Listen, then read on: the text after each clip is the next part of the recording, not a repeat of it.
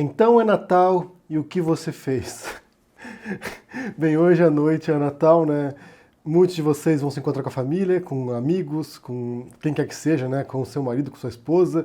Vai passar sozinho, dependendo do caso. E eu quero responder aqui nesse vídeo algumas perguntas que foram feitas repetidas vezes nos últimos dias e a gente analisar aqui algumas possibilidades, né? Então a primeira pergunta é como sobreviver ao Natal com bolsonaristas, com bolsominions. Inclusive hoje, se você entrar na Folha de São Paulo agora, nesse exato instante, você vai ver ali que a principal notícia tem a ver com isso, né? Como lidar com Natal com pessoas que pensam totalmente diferente de você, em alguns casos que pode levar a hostilidades, que pode levar a discussões que são desagradáveis. Eu não consigo pensar em festa de família sem alguma briga, na verdade, né? E agora, com a questão política tão acirrada assim, a tendência é que possa acabar numa discussão política que leve a brigas, que xingamentos e sei lá o quê. Ano passado, os bolsonaristas estavam em vantagem. Haviam acabado de ganhar a eleição, então eles estavam ali inflamados. Eu sei que muita gente optou por passar o Natal e o Ano Novo sozinhos para não ter que lidar com parentes bolsonaristas. Esse ano mudou um pouco a situação, então quem é contra Bolsonaro tem um monte de argumentos para jogar na cara de quem é bolsonarista e talvez tentar mudar um pouco a percepção sobre esse governo, que é um governo de incompetentes, um governo ridículo. Esse caso não é isolado, gente. A gente tem que pensar aqui que em outros eventos que se deram pelo mundo também houve essa divisão entre familiares, entre pais e filhos, entre irmãos, entre amigos. Quando teve o Brexit no Reino Unido, isso se deu também. Muitos filhos ficaram indignados com os pais porque os pais votaram para que o Reino Unido saísse da União Europeia. Vocês destruíram meu futuro, os filhos diziam para os pais. E no caso do Trump também, dividiu famílias pelos Estados Unidos, pais e filhos deixaram de se falar, irmãos deixaram de se falar. Ou seja, a política ela leva a esse tipo de consequências porque a gente está falando de rumos de país, nesse caso em particular, Trump, Brexit e Bolsonaro, de rumos morais também. Porque quem vota no Bolsonaro muitas vezes, nem sempre, mas muitas vezes, compactua com uma agenda moral do Bolsonaro. Uma agenda reacionária, uma agenda que é pró-tortura, uma agenda que é pró-ditadura, que é de extinção, que é de extermínio de opositores políticos. Então como é que você convive com uma pessoa dessa? Como é que você convive com alguém que compactua com o pacote moral do Bolsonaro? É difícil. É difícil porque, eu já disse aqui em várias circunstâncias, abriu as comportas para uma série de sentimentos negativos, ódio, intolerância, homofobia, discriminação, racismo, que é muito difícil você lidar com isso.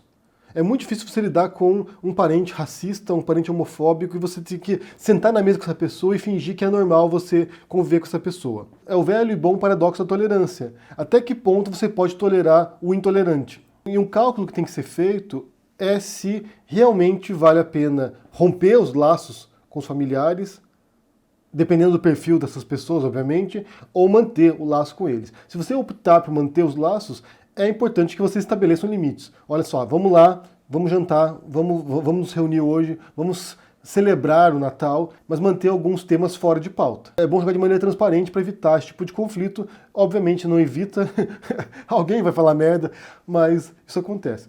Eu quero contar um caso nosso aqui, né, que se deu ano passado. O ano passado a gente estava determinado a não passar com bolsominions. É nosso objetivo. A gente não vai passar nem Natal nem Ano Novo com bolsominions. A gente não quer entrar nesse tipo de questão. Por várias razões, na verdade, né? O simples fato de estar exposto aqui falando sobre esses temas já me põe em evidência e eu não queria esse tipo de coisa. Então a gente viajou para casa de uns amigos em Paris, vamos passar lá com esses amigos, quem sabe que eles não são bolsominions, vamos passar lá. E o que aconteceu? Passamos com uma vintena de bolsominions, gente. Não entramos no tema de política, eu fiquei quietinho, não abri a boca, entrei mudo e saí calado das festas, mas acontece. Então, depende de você, na verdade, depende daquilo que você quer para si próprio, né? Tem um psicólogo chamado Eric Berne, e ele escreveu um livro bem interessante chamado Games People Play, jogos que as pessoas jogam.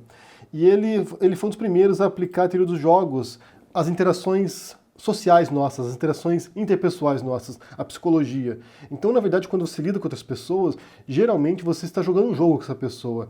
Pode ser um jogo no qual os dois ganham mutuamente, muitas vezes um jogo amoroso, né? Quando você quer seduzir uma pessoa, você joga um jogo com essa pessoa e você quer que os dois cheguem a uma conclusão satisfatória para os dois, mas também existem jogos de supremacia, no qual você quer derrotar o outro, no qual você quer subjugar o outro.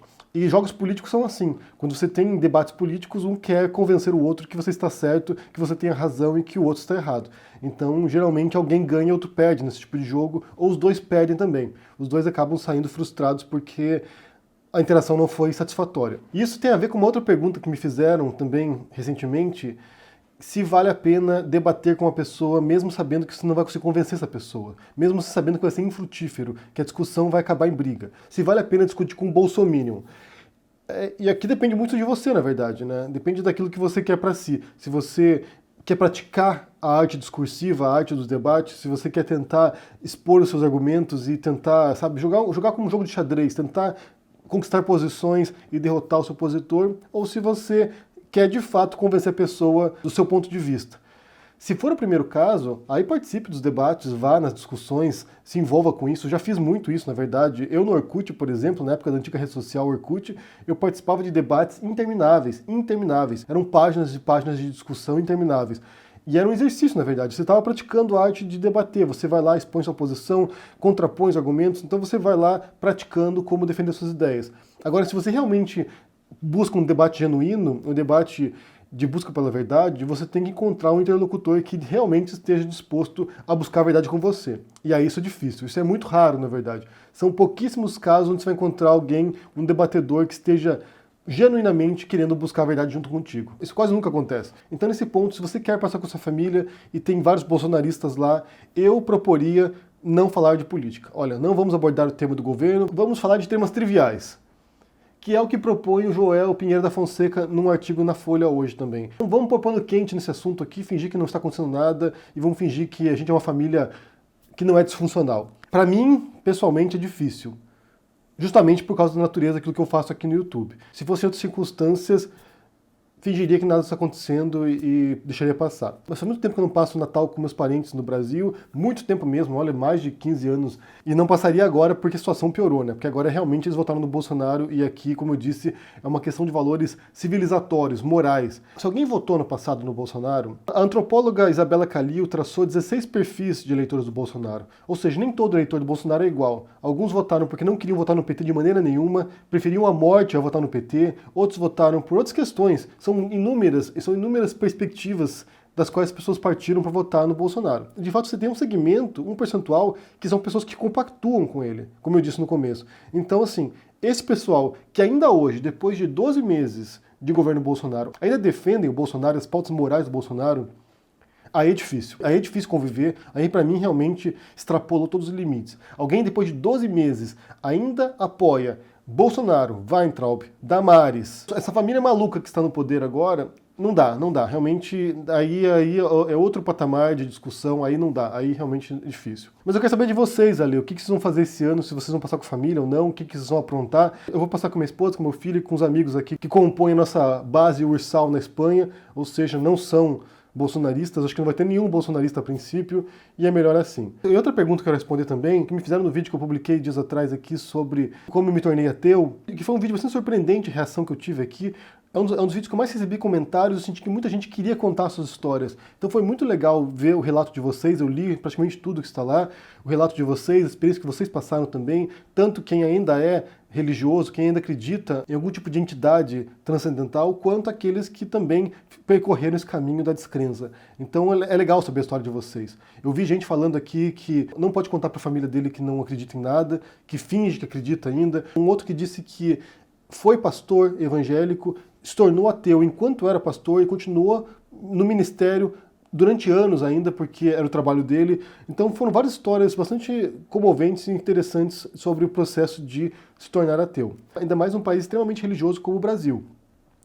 E me perguntaram aqui como é o Natal de um ateu. O que um ateu faz no Natal? Porque é uma pergunta que me parece legítima, né? É um feriado, a princípio, cristão, né? Um feriado religioso, que celebra o nascimento, o suposto nascimento de Jesus nessa data, que não é, na verdade ninguém sabe quando ele nasceu, mas se supõe que nasceu nessa data, porque reproduz um feriado pagão, um feriado romano, e há o sincretismo religioso, né? Então utiliza-se um feriado que já existe para isso. Então o que um ateu celebraria no Natal? Bem, a princípio eu e minha esposa, a gente nunca celebrou o Natal como tal, né? Como uma festa cristã. A gente faz um jantar senta ali para comer um jantar normal, quer dizer, um pouquinho mais sofisticado do que o normal, mas é um feriado, né? Não é uma festa religiosa pra gente. E depois que meu filho nasceu, a gente passou a celebrar o Natal nesse princípio capitalista do feriado, né?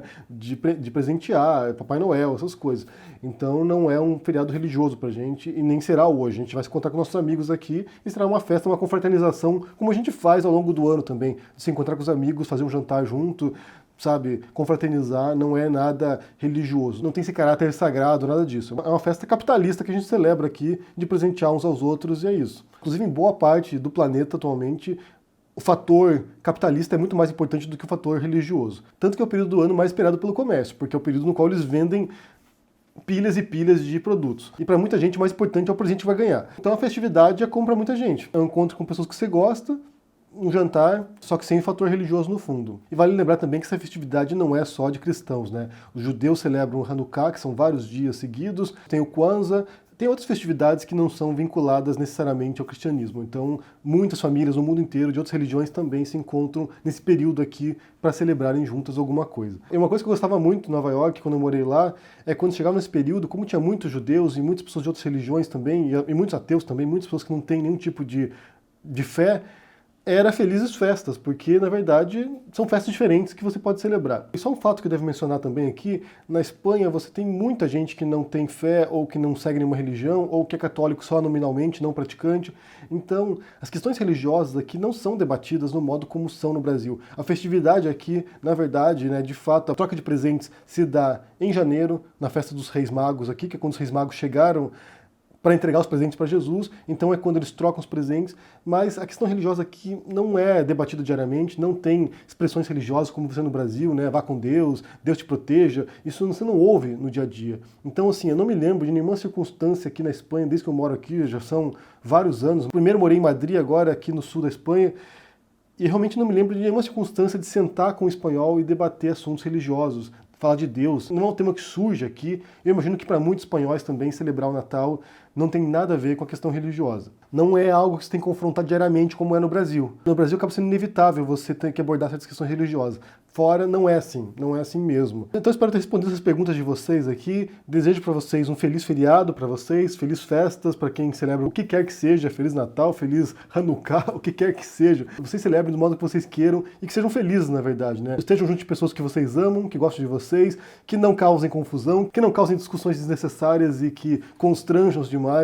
Que seja um momento realmente de você confraternizar com quem você gosta e que nos prepare agora para um próximo ano que vai vir aqui e sabe-se lá como será. Se será melhor, será pior, a gente não sabe. E aproveite essa festa de Natal e confira um livro que está na pré-venda que eu escrevi em parceria com a Heloísa de Carvalho, Meu Pai, o Guru do Presidente, que revela histórias sobre essa figura que foi tão importante nesse governo e na ideologia desse governo. Quero saber o que vocês pensam sobre essas questões aí, com quem que você vai passar, o que você vai aprontar nesse Natal, vai passar com família, vai passar com amigos, vai passar sozinho. Se vocês celebram o fator religioso ou não, só o fator capitalista, o que vocês fazem aí? Deixa aqui no comentário, deixa o joinha, assina o canal, e a gente se vê por aí. Abraço e até mais. Tchau!